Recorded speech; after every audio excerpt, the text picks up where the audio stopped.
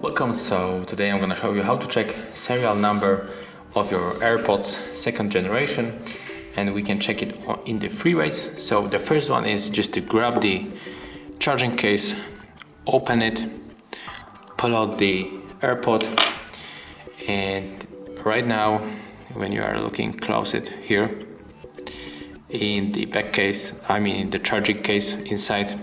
There we can find the serial number. The second way is to grab your box, move it like this, and there you can find it. And the third method is to open the settings on your iPhone. And right now we have to move to the general, scroll down, and scroll down, go to the about, and now just scroll down, but earlier we have to connect the AirPods.